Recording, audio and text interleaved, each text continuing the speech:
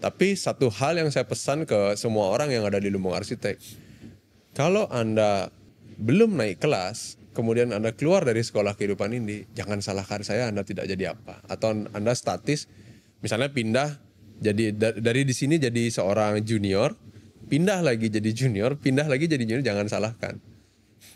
Anda kalau harus belum naik kelas. nikmati dulu naik kelas di Lumbung Arsitek. Founders Theory. Hai Fox, hari ini kedatangan arsitek Bali. Salah satu arsitek yang ternama membawa ratusan proyek dan membangun di Jakarta, Bali, Bahama, Nigeria, dan berbagai negara lain. Memenangkan berbagai award di Asia dan Asia Pasifik. Bli I Gusti Ngurah Andri Saputra. Karena panjang saya panggil Bli Andri aja. Apa kabar Bli Andri? Kabar baik. Ini dari Saya Bali apa manggilnya udah Mas tinggal apa Jakarta? Saya dari Bali. Dari Bali. Dari Bali. Panggil Adit aja. Oke. Bli. Lulus 2008. 2010 mulai membangun Lumbung Arsitek. Sampai dapat proyek besar-besar. Modal dari mana, Bli? Modalnya dari orang tua saya. Jadi modalnya itu adalah 1 unit sepeda motor sama 1 unit komputer. Yang kalau kita bisa mundur ke belakang tahun 2008 itu layarnya masih box itu. Yang dipukul berhidup lah. Yang nyalain biru dulu ya. Ya nyala biru dulu. Itu juga harus dipukul dulu gitu. Kalau ada handphone masuk SMS dia kedip-kedip. Iya. Tapi masa berani 2008 yang baru lulus, maksudnya ya anak baru lulus nggak ada modal, kepikir mau jadi pengusaha. Biasa kan pikir, udahlah kerja dulu lah sama orang, ya udah kerja terus. Kan pernah kerja sama orang Prancis. Pernah. Saya kerja dulu di Koplan Arsitek ya, itu namanya. Saya 2 tahun di sana, tapi sebelumnya saya juga kerja sama orang Australia, cuma di Bali. Namanya Daryl Jones dulu. 1 tahun sama dia, beliau juga sekarang masih established juga. Kalau Koplan juga masih established sampai sekarang. Kemudian saya kerja di Australia itu 1 bulan. Kemudian saya kerja lanjut untuk secara virtual di Bali untuk mengerjakan proyek-proyek di Australia selama 1,5 tahun. Nah, tapi Lumbung Arsitek itu memang saya sudah dirikan dari tahun 2010. Dummy sambil kerja. Dan memutuskan untuk lanjut untuk fokus itu di tahun 2012 awal. Dimana waktu itu kontrak saya sama yang kerja di Australia itu sudah selesai. Itu sih ceritanya. Kemarin saya iseng-iseng scroll Instagram. Saya kenal salah satu jenius, pengusaha jenius lah, Ivan Tanjaya, yang punya Holywing, ownernya Holywing, yang ngebangun foundernya juga. Tapi yang saya tahu, Ko Ivan ini orang itu nggak mau terlalu banyak tampil. Ya. Saya tahu karena saya juga undang ke podcast. Ya. Terus Ko Ivan bilang, Dit boleh Dit, tapi tahun 2025. Saya undang 2024. Dia cuma mau tampil nanti 2025. Gue tunggu momennya katanya. Oh gitu ya. Nah makanya dia perdana aja, saya ingat podcast dia perdana itu di Timothy Ronald. Tapi saya lihat dia kasih testimoni bangun 4 villa di Lumbung Arsitek, pakai jasa Lumbung Arsitek. Itu gimana dapat begitu? Ya awalnya sih karena Bayar endorse apa? Oh enggak bayar sama sekali. Mungkin mana mungkin yang mau dibayar juga. Ya buat apa juga uangnya ya. Ya mungkin Ko Ivan bisa gini. Tapi saya terima kasih sama Ko Ivan karena menyampaikan semuanya secara terbuka gitu di sosial media, dan tentunya banyak saran dan kritik juga masuk dari beliau. Tapi Ko Ivan adalah orang yang straight to the point saya lihat, karena di belakang layar dia juga menyampaikan hal-hal yang bersifat membangun gitu. Harus begini gitu. Karena memang orangnya kan strict, sangat-sangat strict gitu. Nggak mungkin ada Holywing Group kalau nggak strict seperti itu. Betul. Ya. Genius lagi. Iya. Dan kami memang iseng berhadiah. Ko Ivan, sambil perjalanan ini kita sudah selesaikan desainnya, bersedia nggak memberikan testimoni? Sesimpel itu kita bertanya. Lalu beliau tanya untuk apa? Ya untuk kami jadikan bukti lah gitu, bahwa memang bekerja dengan kami itu ada hasilnya yang baik juga. Ya memang kalau syukur baik, tapi kalau memang menyampaikan saran dan kritik juga silahkan. Dan beliau mau setuju gitu. Dan sebelum itu kami memang ikut pitching desain renovasi Atlas bagian depannya. Tapi ya memang namanya jodoh belum berjodoh. Tapi kami akhirnya ditunjuk untuk menyelesaikan proyek pribadi beliau. Seperti itu. Menarik. Kita mundur sedikit tadi ke cerita pembangunan pertamanya. Jadi awalnya membangun sendiri setelah punya pengalaman kerja sama arsitek Prancis, arsitek Australia. Ngerjain proyek Australia tapi ngerjain di Bali, Bli. Ya. Abis itu beraniin diri, udah deh saya mau coba bikin. Tapi itu sambil kerja lagi atau itu lepas? 1,5 tahun sih sambil kerja. Karena kan proyek waktu itu nggak datang begitu banyak. Jadi saya cuma dapat ya setahun paling dapat 3-4 proyek gitu. Sambil enjoy aja gitu. Kemudian setelah itu nggak tahu by accident dari Australia tidak memperpanjang. Ya di situ mulai ada peran keluarga sama terutama peran istri ya di situ. Yang dia tanya, jadi udahlah mungkin saatnya kamu harus sendiri gitu. Saya juga ngerasa mulai banyak ini proyek gitu. Ya akhirnya saya sendiri dulu gitu. Sendiri benar sendiri ya gitu. Jadi kerjain semua sendiri. Sendiri kemudian baru hiring satu tim. Ya lanjut sampai sekarang gitu. Sekarang sudah ada 67 Ada 67 orang. Wow. Dan mengerjakan 117 proyek Project. tahun lalu. tahun lalu. Tahun lalu. Itu dalam 1 tahun. Dalam 1 tahun. 117 project Iya. dalam 1 tahun. Dalam 1 tahun. Menarik. Dan yang bikin kita penasaran adalah apa nggak takut waktu itu pikir kan maksudnya pas nggak diperpanjang sama pihak Australia kan pilihannya antara bikin bisnis Ya. atau cari kerja.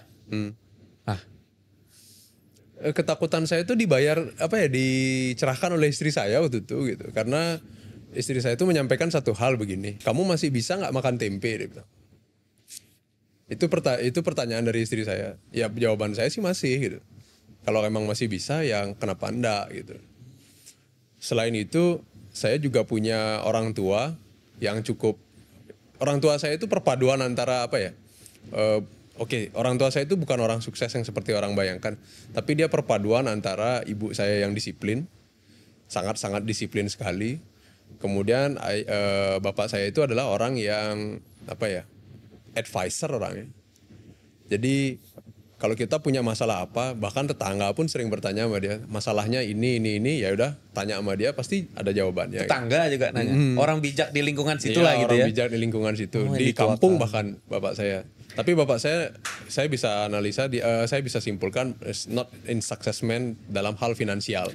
Kalau boleh tahu apa pekerjaan orang tua waktu Karyawan swasta. karyawan swasta? Karyawan Dua-dua kerja. Enggak, ibu rumah tangga. Ibu rumah tangga, bapak karyawan swasta. Ya, tapi ibu sangat-sangat disiplin. Sangat-sangat disiplin deh. Mirip kayak bule deh. Jadi kalau mandi jam 7 ya jam 7. Jam 7 diangkat 12 tuh. Mandi tuh. Mandi. Nah, itu ibu saya itu. Kalau bapak saya advisor dia. Jadi saya tanyanya ke bapak saya. Nah, tanya ke bapak saya, garansi kenyamanan ke istri saya risk takernya. Jadi kalau jatuh ke jurang aja. Jadi nggak rasa gitu. Banyak yang pegangin lah gitu. Banyak yang ngobatin lukanya gitu. Jadi mulai dari keluarga dulu gitu. Modal bisnis nggak harus selalu uang, tapi modal bisnis juga bisa istri yang pemberani. Pemberani. Orang tua yang mensupport. Ya, Karena kalau istri yang nggak pemberani, mungkin istri mau main aman jangka pendek aja lah. bisa jadi. Bisa jadi istri bilang aja, udahlah carilah kerja. Karena kan saya juga harus ada make up, ada skincare, ada ini, ada itu, ada ini. Tapi nih istri, kamu masih kuat makan tempe, masih suka kan? Iya. Oh menarik. Artinya kan udah susah-susah sekarang, siapa tahu Siapa tahu. lebih besar lagi gitu ya. Nah, modalnya percaya juga. Mereka percaya sih sama saya. Karena apa yang saya lakukan itu sampai sekarang itu tidak ada yang bersifat menyimpang ya gitu. Jadi percaya bahwa kegigihan itu bisa mencapai hasilnya sekarang gitu. Ini pertanyaan penasaran aja. Di Bahama, di Nigeria, di negara-negara luar, yang beli bangun itu berarti style desainnya itu style desain Bali. Warna Bali. Ya. Mereka mau bangun di situ gitu. Ya di Nigeria, Bali. Bahkan waktu itu ada request, bisa nggak kamu datengin tenaga atau tukang ya orang bilang. Itu dari Indonesia, dari Bali. Ya saya bilang bisa, cuman gagal waktu itu. Oh. Kenapa harus tukang Bali? Atau tukang orang Indonesia? Banyak tukang Bali itu banyak kok dikirim keluar. Maksudnya kenapa harus itu? Memang negara sana Tinggeria kurang. Nah, kalau pengerjaan batu alam, profil-profilnya itu memang orang Bali dia. Bahkan saya sampai melihat di YouTube itu di China itu ada salon atau beauty spa itu memang pakai carving Bali. Memang datang tukangnya ke sana. Oh jadi tukang, bukan barangnya aja yang tinggal di ekspor ke sana ya? Di Costa Rica juga. Ya lebih murah orangnya yang datang terus bikin langsung gitu ya? Iya, betul. Ya, jadi waktu itu di Nigeria saya waktu itu desain aja. Saya 2 kali ke sana. 2 kali ke sana memang negaranya ada bagusnya ada enggak ya. Semua negara kan sama seperti itu. Dan bagi saya itu cukup unik di mana negara itu batu kalinya itu menyerupai batu marble ya. Batu kalinya? Kalau kita bongkah-bongkah jadi batu pondasi itu mirip marble ya. Dan bagi dia itu nggak perlu ditambang gitu karena terlalu banyak. Oke. Dan menariknya adalah di Nigeria itu sudah tahun 1998 punya ibu kota baru, sementara kita baru 2024. Saya nggak tarik lebih banyak tentang itu karena itu banyak polemiknya. Iya.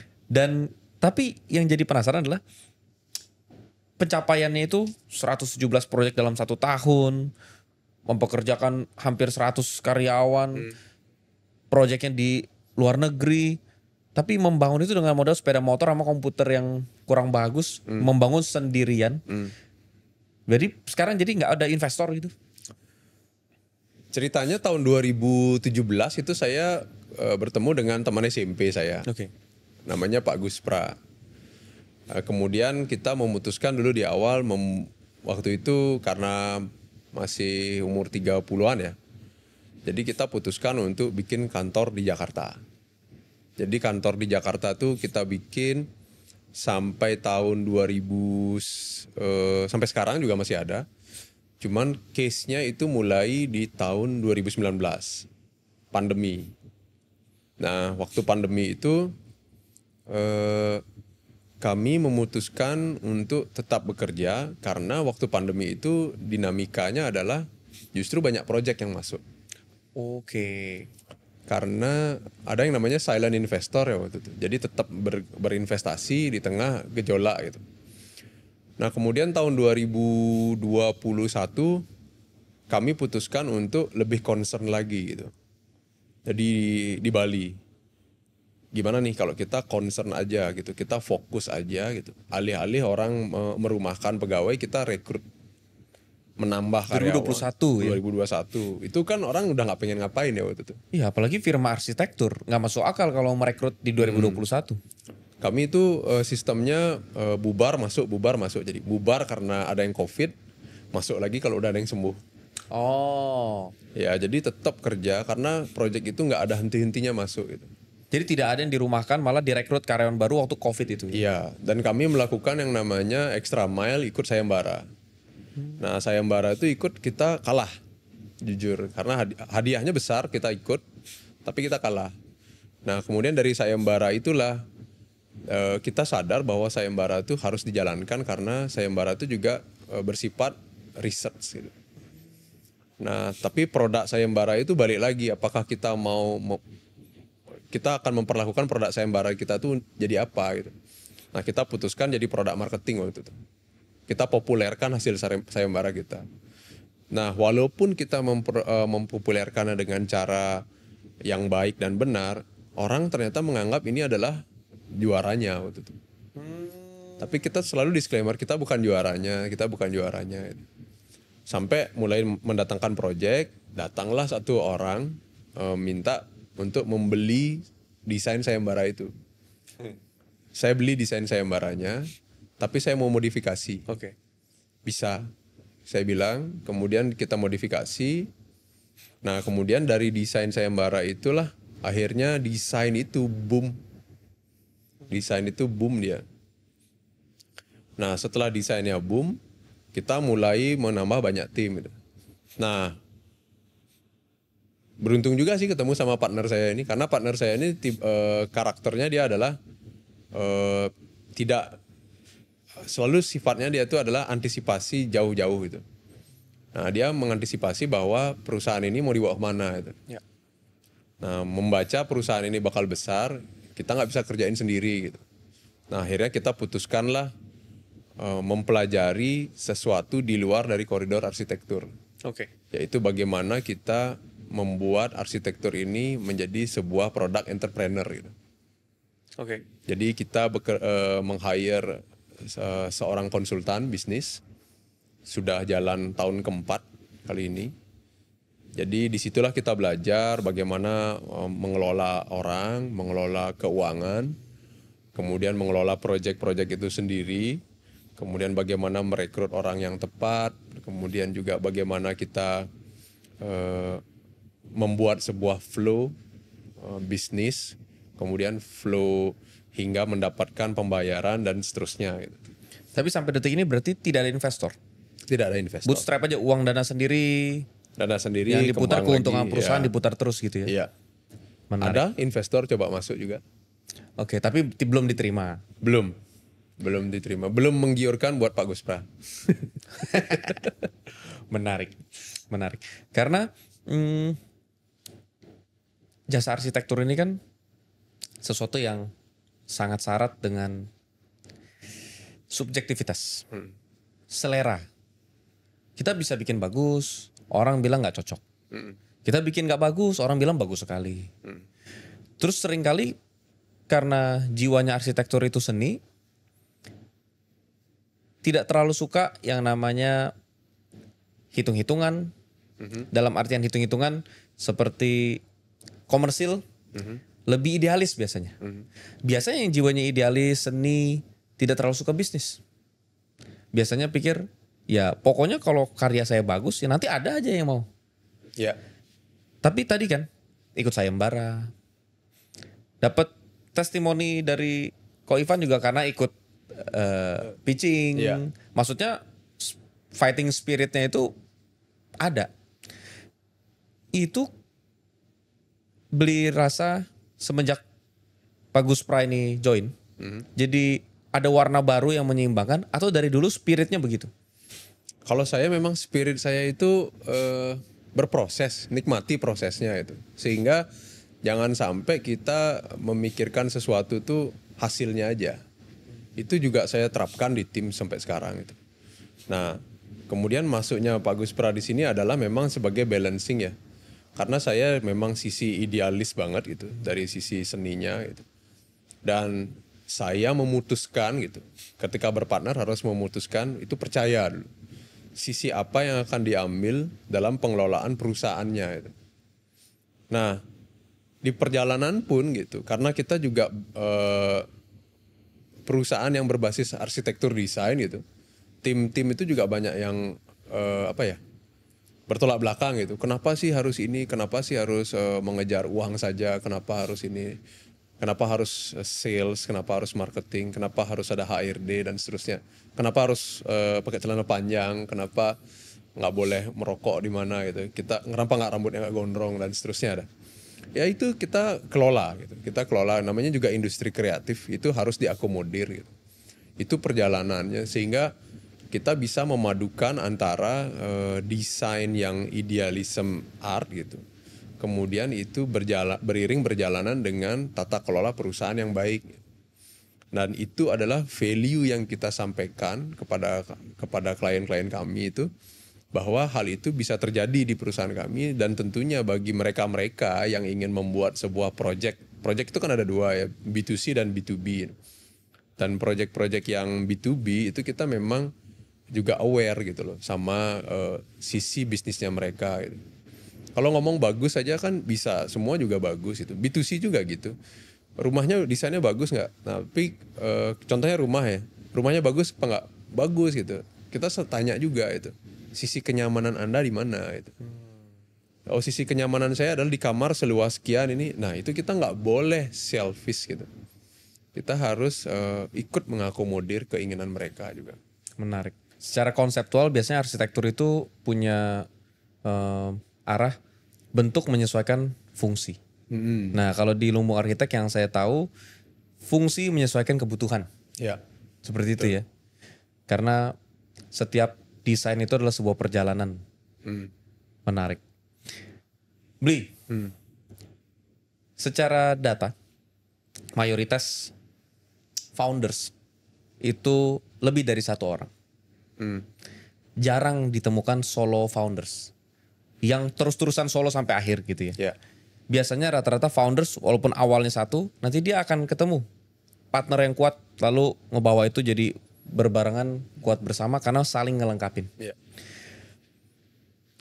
Tapi kebanyakan orang di Indonesia kalau ketemu partner, kalau pola pikirnya pedagang masih belum bisa membedakan sama pola pikir pebisnis.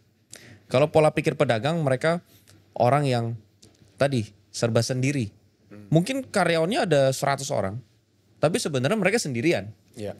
100 itu hanya ya tergantung lagi disuruhnya apa. Helper. Bukan benar-benar tim. Dari pengalaman Bli, ada gak masukan dan kiat terkait pembentukan tim? Ya, namanya juga tim ya. Jadi bukan karyawan atau staff atau pesuruh gitu. Jadi kita harus memposisikan mereka sebagai tim. Tim itu terbentuk karena kita harus percaya dulu sama tim kita. Dan kedua adalah kita memposisikan tim itu adalah orang-orang yang akan mengantarkan kita pada tujuan kita apa gitu. Bukan kebalikan gitu. Nah, awalnya adalah waktu setelah pandemi dibuka. Jadi di Bali itu bayangkan waktu nggak tahu ya di Jakarta ya. Kalau di Bali itu dulu objek wisata pantai itu disegel. Nggak boleh ada yang masuk. Waktu Covid. Ya betul. Dan ketika 2021 diputuskan pantai itu dibuka kembali, itu saya sangat-sangat gembira gitu. Akhirnya saya duduk di pantai sama istri saya, sama anak-anak. Nah kemudian saya baca berita sosial media gitu. Bahwa ada satu arsitek legendaris katakanlah di daerah saya itu memutuskan untuk retire sebagai arsitek gitu. Nah di situ saya baca gitu bahwa karyawannya juga tidak lanjut gitu, perusahaannya sendiri juga selesai gitu. Nah saya tanya sama istri saya, inikah cerminan saya? Menarik. Inikah cerminan saya? Itu yang saya tanya ke istri. Padahal ini arsitek legendaris. Ya. Legendaris. Sangat-sangat saya hormati. Sangat-sangat respect, karyanya juga bikin saya pernah berhenti di satu karyanya di pinggir jalan, saya cuma bengong aja lihat gitu. Saking bagusnya ya. Saking bagusnya, memiliki filosofi yang kuat sekali itu. Dan akhirnya inikah cerminan saya, itu pertanyaan saya. Kemudian istri saya juga nggak bisa jawab. Dan akhirnya ya itu ketemu Pak Guspra, kita pertegas lagi dengan hiring. Pak Guspra menyampaikan kita harus hiring orang sih, konsultan bisnis itu. Saya nggak mau sebenarnya, hati ini nggak mau itu.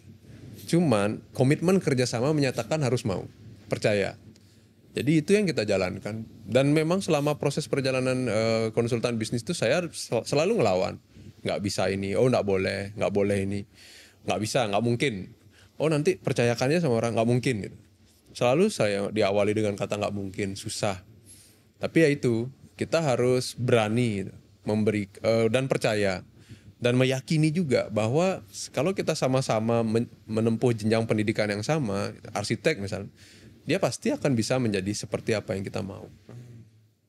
Begitu pula dengan divisi lain, sales, marketing, HR, itu kita juga harus percaya. Dan kita harus menemukan leader-leader baru gitu. Tidak harus kita aja gitu.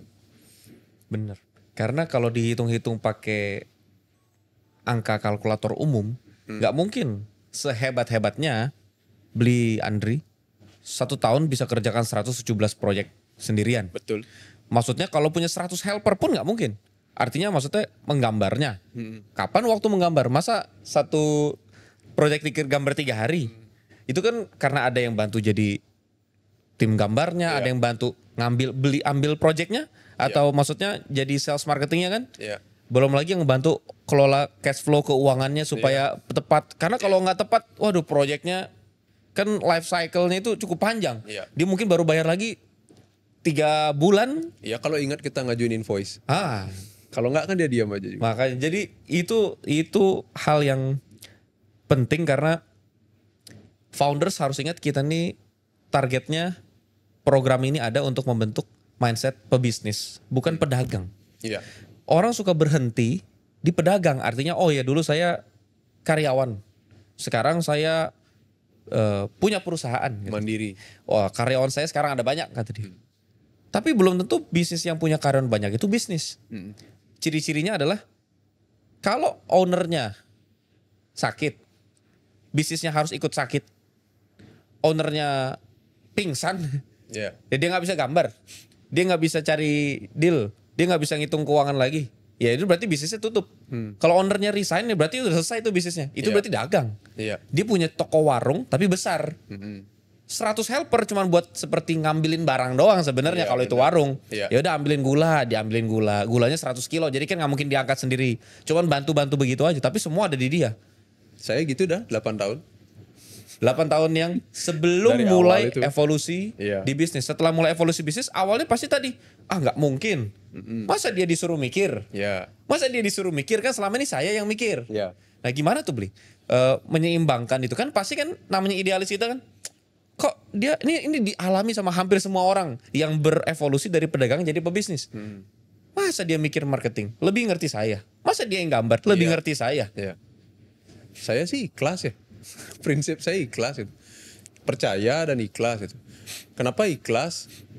Karena di situ akan ada muncul, oh nanti kalau capek-capek saya ngajarin kamu 2 tahun, kemudian kamu bikin sendiri.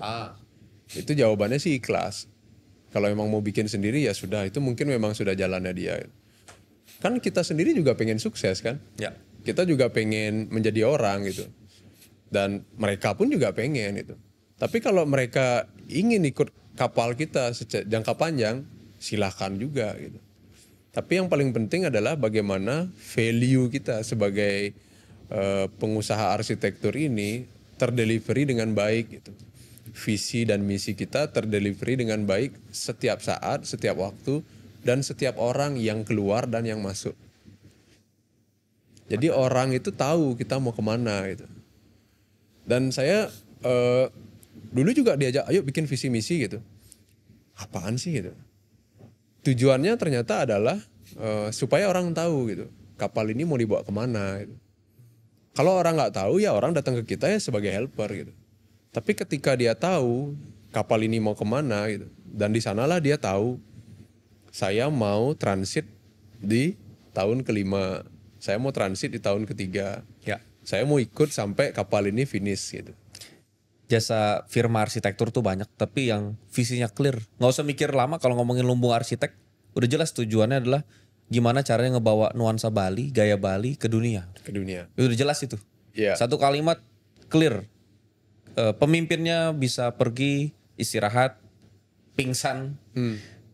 Tapi visinya jalan terus. Ya. Karena ada tujuan yang jelas. Ya. Dan ya dengan tujuan itu tim juga sama-sama berusaha mencapai. Mungkin awalnya nggak sesuai ekspektasi.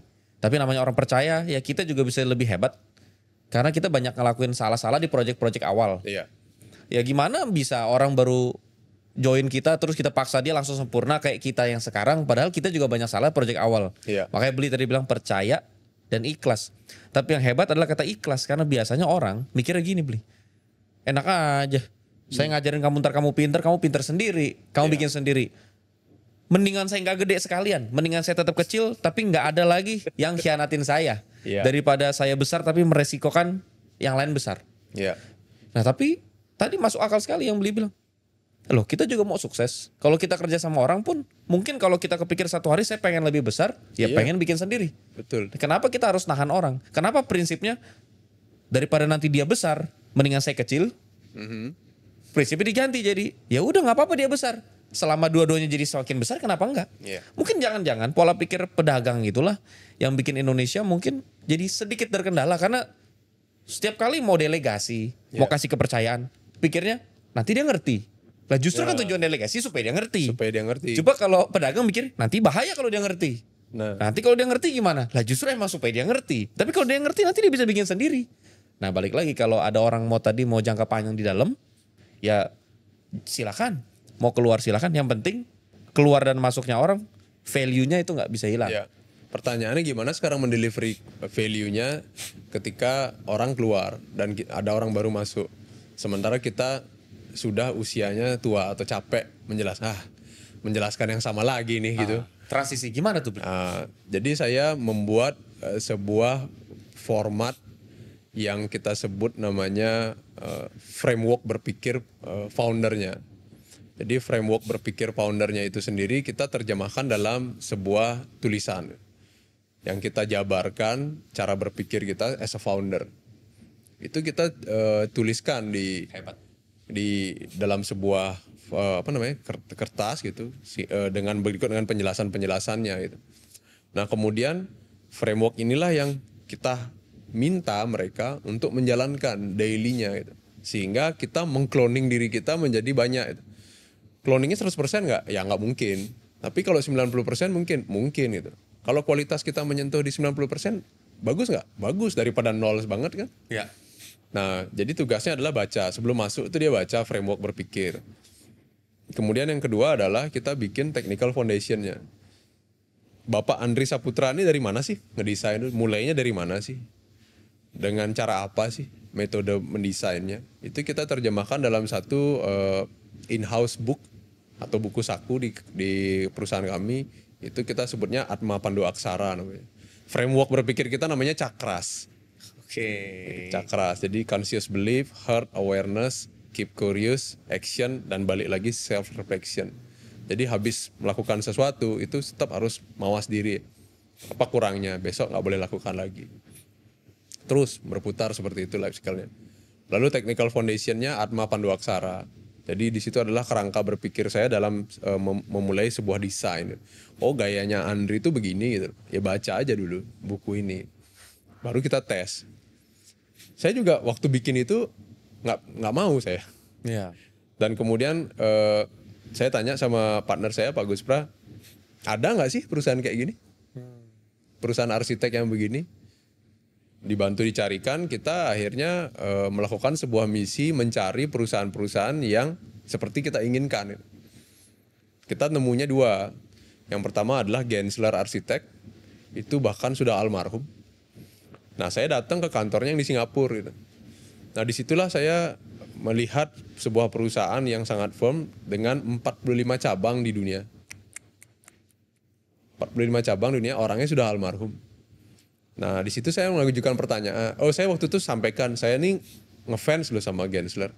Dan managing director-nya di sana bilang gini, saya nggak pernah menyangka ada orang Indonesia ngefans sama perusahaan ini, gitu dia. Nah, karena kamu udah ngefans, saya tanya, gimana caranya kamu tahu Gensler ini kan sudah meninggal? Gimana sih caranya menjalankan kuncinya itu? Nah, disitulah dia ambil buku di laci. Ini bukunya. Saya baca, di situ memang Gensler itu berbicara, Gensler itu begini, bagaimana kita handle klien itu begini, dan seterusnya semua dia jelaskan. Mendesain itu seperti ini, bagaimana serve klien dalam satu buku. Habis itu saya balikkan bukunya. Oke Mbak, terima kasih, saya bilang. Oh enggak, karena kamu ngefans Gensler, bukunya boleh bawa pulang. Padahal itu buku internal mereka ada ya? Itu buku kitab suci mereka itu. Dikasih ke kita, saya baca di rumah, wah memang mengerikan sih. Nah yang kedua, ada perusahaan di Jepang, namanya Nikken Seikei Architect. Sudah berdiri 130 tahun. Ya mungkin sudah reinkarnasi ya. Orangnya sudah reinkarnasi. Sudah lahir lagi jadi karyawan lagi gitu. Dan ikut membangun Jepang, waktu Jepang kena bom Hiroshima Nagasaki waktu kalah. Dan sampai hari ini masih buka. Dan sudah nggak ada orang. Nah, pertanyaan saya nomor 3 sama Pak Guspra adalah kita cari satu arsitek lagi yang masih hidup. Yang menjalankan ini, ada nggak? Ada. Kengo Kuma Arsitek. Jadi dia memang memiliki buku, cuman bukunya nggak boleh katanya. Nggak boleh lihat bahkan. Jadi ada bukunya, ada tesnya, ada transfer value-nya. Tanpa Kengo Kuma sendiri harus bicara sama staffnya. Ada tesnya juga. Dan Kengo Kuma ini punya perusahaan di China, di Jepang, dan di beberapa prefektur Jepang termasuk Tokyo, dan di Paris. Ya pertanyaannya kenapa itu terjadi gitu. Itu pasti melalui sebuah pemberian atau pemberian delegasi kepercayaan kepada tim, yang mana timnya itu dia latih dulu agar memiliki value, visi, misi yang sama dengan foundernya. Nah, dan orang itu pun akan membentuk karakternya dia sendiri, entah itu akan menemukan perbedaan dalam dirinya dia sehingga dia memutuskan keluar dan mandiri, atau dia lanjut di sini karena selalu menemukan persamaan. Nah pertanyaannya, yang memisahkan diri akhirnya mandiri gimana? Ya biarkan saja, karena kita sudah punya handbook kita gitu, yang akan kita jadikan legacy atau warisan bagi keturunan kita. Nah di sinilah jawabannya waktu saya di pantai itu. Bisa nggak saya mewariskan perusahaan ini ke anak saya? Bisa. Ke anaknya Pak Guspra? Bisa. Kan nggak bisa gambar, ada handbooknya. Jadi dia sebagai komisaris, sebagai pemegang saham. Dan saya langsung landing ke Indonesia, cari di Indonesia yang bisa. Ada. Hadi Prana Desain, Hadi Prana Arsitektur. Kemudian ada juga Air Mas Asri. Nah, kita harus berpikir besar jadinya gitu. Jangan melimitasi diri kita bahwa arsitek itu produk yang kecil gitu. Kemudian produk yang tidak bisa diduplikasi secara kerangka berpikir foundernya. Lalu kita juga tidak bisa melimitasi arsitektur itu tidak bisa berkembang jika orangnya telah meninggal. Itu nggak boleh sih. Kita harus berpikir lebih terbuka. Wow, menarik. Karena kalau kita bicara jual barang, gampang ngomong duplikasi, sistem, SOP, panduan, framework. Tapi kalau kita ngomong jasa arsitektur, itu kan seperti buka dapur. Iya. Benar-benar buka dapur. Iya. Itu benar-benar kepercayaannya bukan omong kosong bilang ya saya percaya pada tim kita, visinya value-nya adalah trust. Ya ngomong gitu gampang kalau dia jualnya shampoo, ya dia trust lah sama salesnya. Karena kalau dia salesnya nggak jual, ya nggak dikasih gaji. Tapi kalau dia jasa arsitektur, berarti yang dia buka itu semua cara berpikirnya, bahkan sampai technical foundationnya. Yeah. Artinya benar-benar justru kebalikan saat orang berusaha menutupin jasa arsitektur yang tadi Beli sebut, semuanya justru mau mengcopy 100% kalau bisa. Yeah. Kalau bisa itu pun nggak bisa. Yeah. Uniknya, yang berusaha nutupin supaya yang lain tidak besar, terus-terusan jadi kerdil. Pasti. Yang berusaha buka-buka, yang berusaha mengkloningkan dirinya ke timnya, harusnya jadi kerdil karena yang lain pada keluar, malah jadi besar. Jadi ternyata jadi besar bukan tentang sumpet-sumpetan rahasia. Justru rahasia bisnisnya adalah berbagi rahasia. Berbagi rahasia. Orang pikir biasanya, oh rahasia bisnis, iyalah rahasia bisnisnya dia nggak pernah buka ke orang-orang karena memang sentuhan tangannya itu loh yang benar-benar luar biasa. Iya, tapi semuanya bisa. Cara saya menggoreskan itu juga semua bisa. Dan itu diajarkan lagi. Diajarkan. Dan jangan pernah mengkerdilkan orang lain selain diri kita. Karena orang lain itu juga punya potensi gitu. Dan kita harus percaya gitu. Bahkan ada suatu fenomena di mana kita merasa bisa melakukan sesuatu, ternyata ketika kita berikan delegasi itu ke orang lain itu jauh lebih bisa. Dan secara sudut pandang bisnis, klien yang mengerti hal ini jadi berpikir, klien Lumbung Arsitek, ini tuh tempat beda. Kalau kita makan satu restoran yang bisa masak cuman ownernya doang, kita pikir kalau masak harus sama ownernya lagi sibuk gak? Oh iya lagi sibuk. Dia udah nanganin berapa mangkok makanan. Ya udah tunggu besok. Atau barber, tempat potong rambut yang kita percaya cuma sama ownernya doang. Akhirnya klien mikir itunya bosnya lagi motong nggak? Oh lagi antriannya masih sampai besok. Yaudah saya besok aja deh. Karena nggak ada standarisasi prosedur yang jelas. Dengan dibikin standarisasi prosedur dengan segala resikonya, tapi klien jadi pikir udahlah mau siapapun yang nanganin. Pokoknya selamanya namanya Lumbung Arsitek ya sama, semua standarnya bagus, sesuai sama standar yang biasa. Ya. Nah itulah yang membantu klien mungkin jadi nggak terlalu banyak pilih-pilih. Oh harus dipegang sama si A, harus dipegang sama si B, harus dipegang sama si C. Ya pokoknya A, B, C yang penting Lumbung Arsitek. Ada klien saya yang mendesain 2 project. Dia didesain dengan si A yang pertama. Kemudian dia mau desain dengan si B. Nggak pernah komplain. Sama aja rasanya. Keduplikasi itu sudah berhasil kita jalankan itu. Walaupun orang pasti akan sanksi, pasti kan nggak 100%. Di sini saya bisa sampaikan nggak mungkin itu. Kita kan mempekerjakan manusia ya. Betul. Jadi nggak mungkin 100%, tapi jangan salah. Walaupun nggak 100%, disitulah taste-nya akan terasa. Disitulah sentuhan manusia, personal touch-nya akan terasa. Gitu. Disinilah kita merasa bahwa desain kita tuh memang dihandle dengan baik oleh profesional arsitek yang itu dia adalah manusia gitu, bukanlah robot gitu.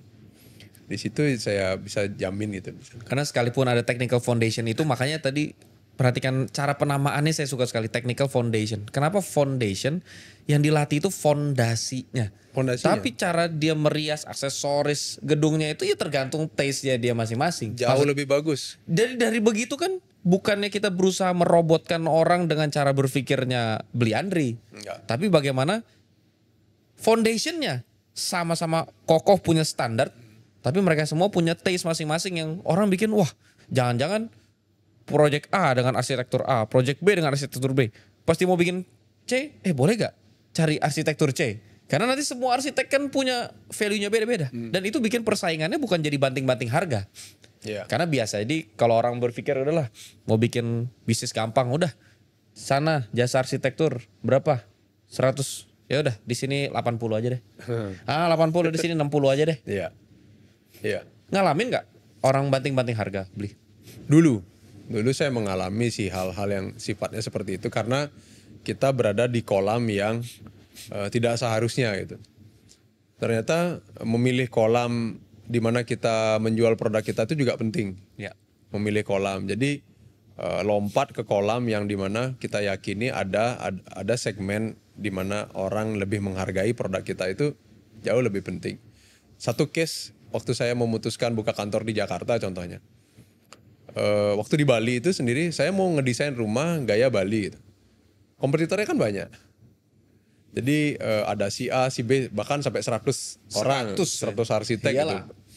Nah kemudian saya memutuskan di Jakarta, ketika saya tarik garisan desain saya, kemudian muncul karakter Balinya, itu mereka tuh jangankan sama goresannya, sama orang aja ini mereka kagum. Saya pernah masuk ke ruang tamu, silakan mas, masuk saya, oh iya ini arsiteknya ya. Oh ternyata mas tidak hanya jual desain Bali ya, masnya asli orang Bali ya? Iya. Dia langsung panggil keluarganya, mah dipanggil, anak-anaknya dipanggil, ini ada orang Bali datang gitu. Jadi kayak sesuatu yang unik gitu. Iya. Bahkan kita melakukan hal yang biasa aja gitu. Kalau kita lokasinya pas gitu, ya kita akan dihargai. Cerdas. Itu yang kita lakukan kemarin. Itu kenapa buka kantor di Jakarta. Dan kemudian menguatkan branding brand kita di Bali itu adalah kita lebih mempertegas value kita gitu. Jadi jangan pernah lagi jual produknya gitu. Jadi jualah value dari arsitek itu sendiri gitu. Dan value saya dalam berarsitektur ini saya populerkan lewat media sosial gitu. Bukan berarti produk saya tidak memiliki value dan arti apa-apa sehingga hanya sekedar gimmick marketing belaka, bukan itu. Tetap saya fokus pada meng-create sebuah produk yang sebaik-baiknya dari waktu ke waktu karena membangun itu jangka panjang ya. Mendesain pun panjang 6 bulan. 6 bulan sampai 1 tahun bahkan. Jadi saya kuatkan value saya berarsitektur dan value itu yang saya campaignkan ke tim itu. Bahkan ada satu orang calon karyawan tuh pernah direct message di Instagram, dia bilang gini, Pak, saya sudah ngirim lamaran ke perusahaan Bapak. Jika ada jodoh, izinkan saya masuk ke sekolah kehidupannya Lumbung Arsitek, dia bilang. Bahkan Lumbung Arsitek sudah Dikenal orang begitu dikenal orang itu bukan lagi karyanya dan kerja di sana, bukan. Kerja di sana dapat gaji itu bukan. Jadi orang sudah menganggapnya sekolah kehidupan. Dan saya juga tidak membatasi gitu. Sekolah kehidupan di sini harus sampai tuntas, sampai 25 tahun enggak gitu. Silahkan aja gitu. Mau sekolah kehidupan sampai mana yang kamu mau nikmati di sini gitu. Karena di sini semua ada gitu. Tapi satu hal yang saya pesan ke semua orang yang ada di Lumbung Arsitek, kalau Anda belum naik kelas, kemudian Anda keluar dari sekolah kehidupan ini, jangan salahkan saya Anda tidak jadi apa. Atau Anda statis, misalnya pindah jadi dari di sini jadi seorang junior, pindah lagi jadi junior, jangan salahkan. Anda Kalau harus belum naik kelas. nikmati dulu naik kelas di Lumbung Arsitek.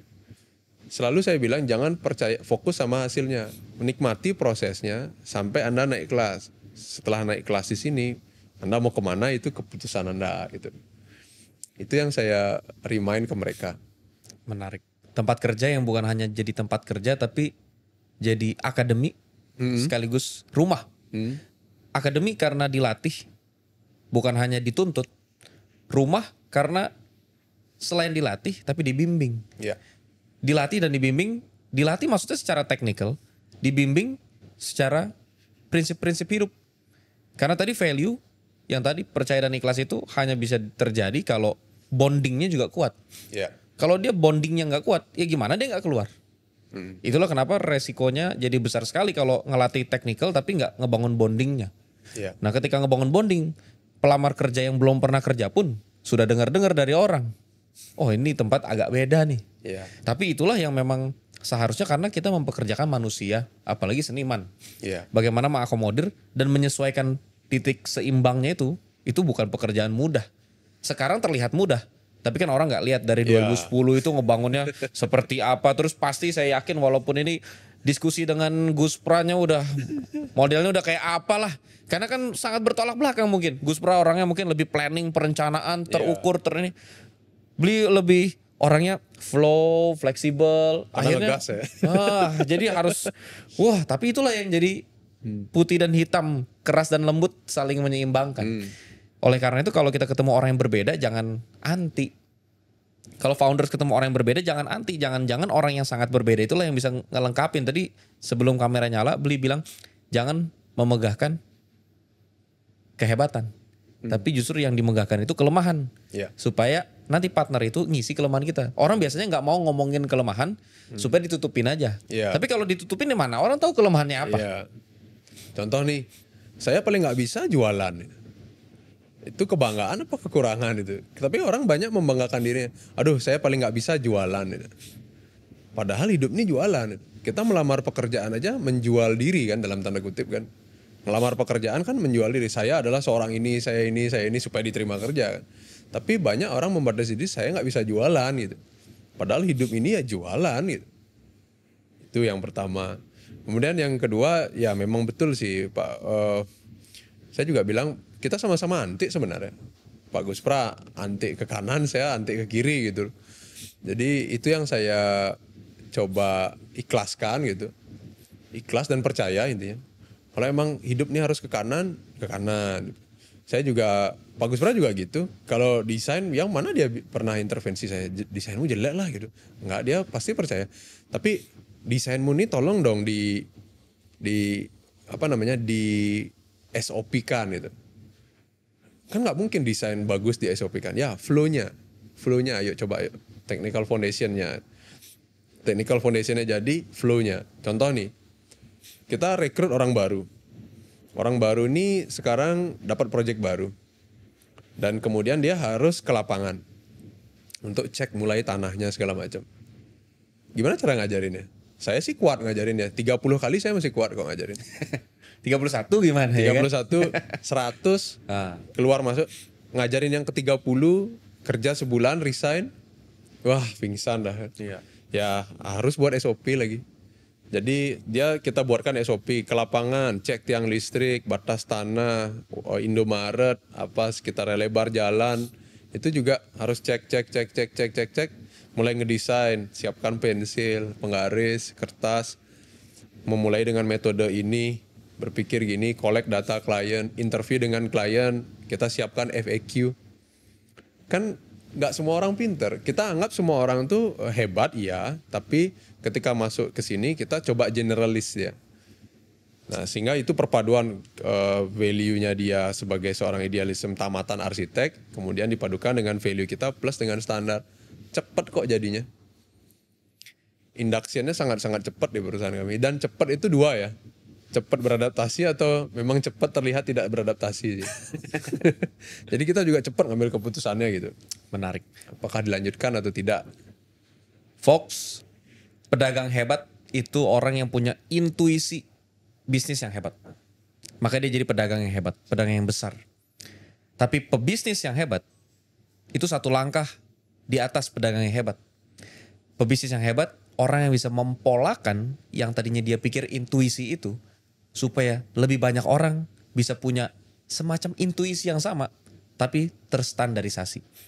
Supaya bisa terdelegasi ke orang lain, bukan semata-mata mengandalkan subjektivitas intuisi pribadi. Jadi kalau kita jadi orang yang hebat, itu satu hal yang baik. Tapi kalau kita bisa melahirkan orang-orang hebat lainnya, kalau tadi bahasanya Beli Andri, lahirkan pemimpin baru, cari-cari pemimpin-pemimpin baru, itu baru pemimpin. Kalau pemimpin hanya punya banyak pengikut, itu pemimpin hebat. Tapi pemimpin yang lebih hebat, dia bisa lahirkan lebih banyak pemimpin baru. Dan itulah esensi bisnis. Bukan hanya jadi pemimpin hebat yang punya banyak pengikut, tapi pemimpin hebat yang bisa lahirkan pemimpin-pemimpin hebat lewat apa? Lewat standarisasi yang mungkin terkesan membosankan. Pasti. Terkesan membatasi. Dan lain sebagainya. Terkesan lama. Iyalah lama. Kalau saya turun sendiri kan tinggal set. Yeah. Kalau ini harus ya duduk dulu. Kita mikir dulu, tulis dulu, ini dulu.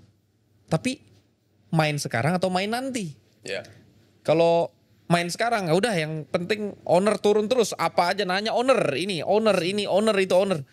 Tapi kalau nggak ada standarisasinya, ya sampai ownernya punya batas tadi 30. Oke, kalau orang udah 31, mau gimana? Tapi kalau misalnya bermimpi besar, nah itu persiapannya juga besar. Itulah kenapa Lumbung Arsitek kedatangan Gus Pras. Kalau orang yang bermimpi kecil, mungkin dia nggak mikir 31. Dia mikir, alah nggak nyampe lah 31. Paling karyawan saya juga cuma 3 kata dia. Yeah. 3 mah bisa, ya betul juga. Kalau mimpi dia kecil buat apa standarisasi?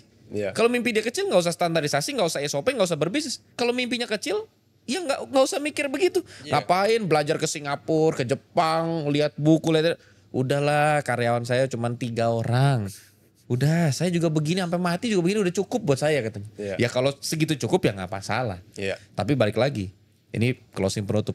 Mungkin waktu zaman Beli kerja sendiri sama Beli punya 67 karyawan, makanannya sama juga, nasi ayam mungkin, Sama. nasi tempe mungkin. Sama. Tapi bedanya talenta yang Beli punya sekarang bisa kasih makan ratusan mulut, anak istri, keluarga dia semua, Yeah. karyawan semua. Tapi kalau dulu ya kasih makan keluarga Beli aja. Yeah. Sama-sama mungkin nasi ayam, nasi tempe, mau makan emang mau apa sih? Makan paling sehari 3 kali juga. Iya. Tapi sekarang bisa kasih makan lebih banyak orang. Betul. Itulah bedanya mungkin kalau jadi pemimpin, hadiahnya, awardnya mungkin bukan cuman tentang uang, tapi juga tentang makna hidup yang dikasih ke lebih banyak orang. Beli terima kasih. Terima kasih Matur juga suksema. Mawali. Untuk hari ini kita belajar banyak. Nggak menyangka bakal banyak belajar tentang SOP bisnis, perencanaan bisnis, cara berpikir membangun tim dan leadership dari seorang arsitek. Karena di stereotip orang, arsitek itu idealis, self-employed. Ya. Tapi arsitek yang bisa loncat kalau di kuadrannya Kiyosaki, self-employed sama business owner itu benar-benar 180 derajat. Ya. Tapi kalau seorang arsitek bisa membuktikan diri membangun firma arsitektur sebesar ini dengan proyek sebanyak itu dalam setahun ngerjakan 117. Apalagi tahun ini mungkin 200, mungkin 300. Artinya siapapun pasti bisa menjadi pebisnis. Sampai ketemu di episode berikutnya. Bye Fox.